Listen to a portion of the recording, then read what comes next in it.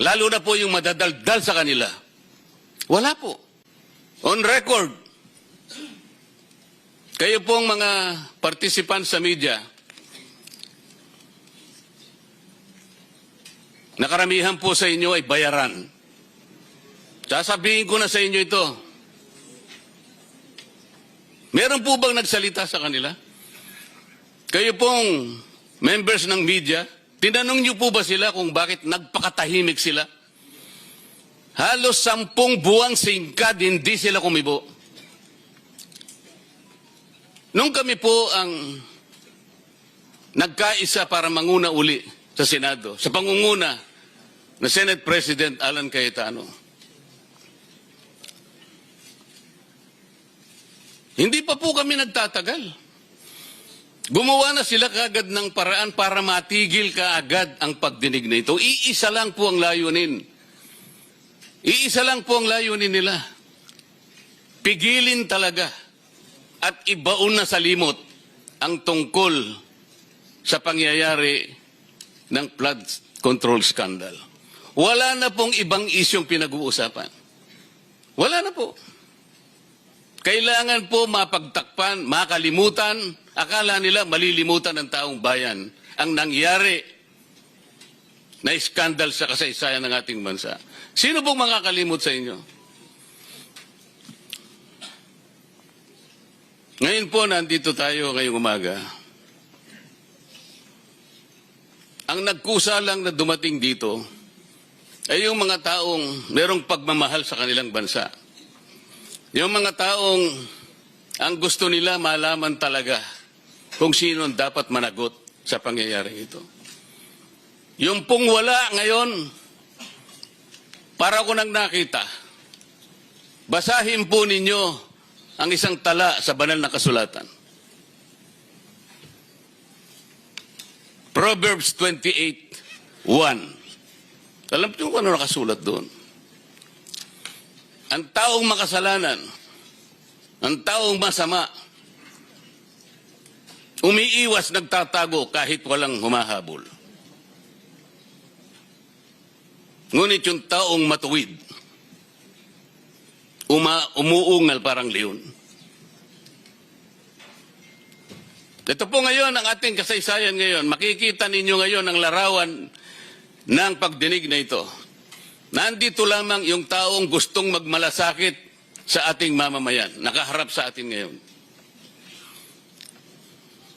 Yung pong wala, ayaw nilang matanong dito. Pagkakataon na po ninyo ngayon, kayo magigiting at matatapang na ex-soldiers ng ating bansa. Kami po, ako, lahat kami rito ay sumasaludo sa inyong katapangan. Ang inyo po sasabihin ngayon ay magiging record na ng kasaysayan ng Senado at kasaysayan na rin ng ating bansa.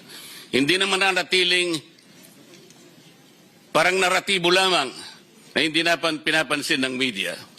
Alam ko po, binigyan nyo ng kopya ang opisina ng Ombudsman. Pero walang ginawa. Alam po ba ninyo na ang opisina ng Secretary ng DPWH ay nagbigay ng isang referral report sa ating Ombudsman noong Nobyembre pa, 2025. Ilang buwan nang nakararaan. Baka 1 taon na, o mag-1 taon na. 26 pages na referral report para gawan ng complaint ang former Speaker Martin Romualdez. Noong October 2026, o noong April 2026, meron na pong complaint affidavit na ginawa ang Ombudsman laban kay former Speaker Martin Romualdez. Bakit wala pa pong naisasampa sa Sandigan Bayan? Nauna pa po yung kasama namin. Bakit nila pinipilit na dakpin si Senator Bato? Para sa ganun, madiretso na sa The Hague. Para maagnas na yung bilang namin. Yan lang naman po ang punto nila. makuha nila uli ang liderato hindi sa paraan at proseso na itinatadhana ng aming mga tuntunin.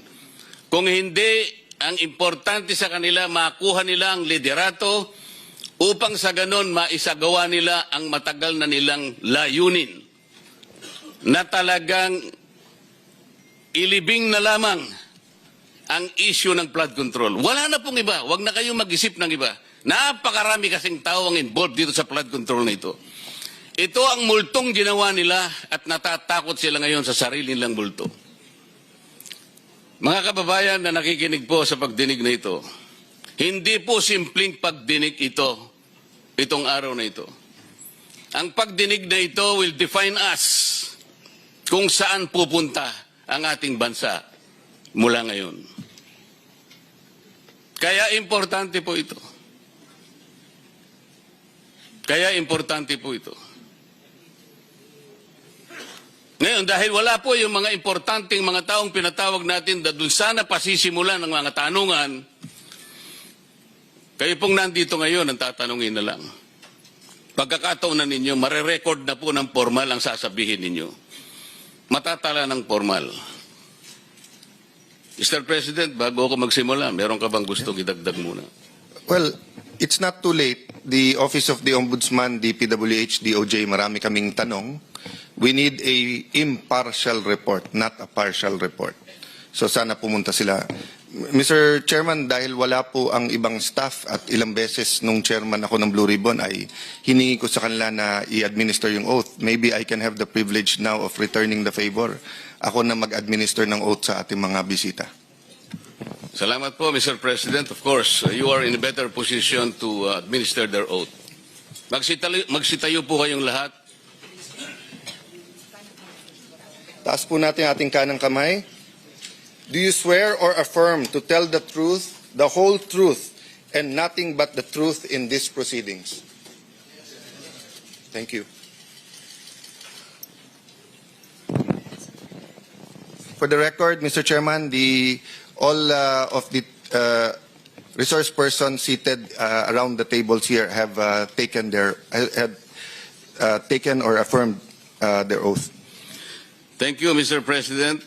Mr. President, for your information, Attorney Rondain, lawyer for Saldico, is in the vicinity, but I noticed that he is prevented from making his way into this hall.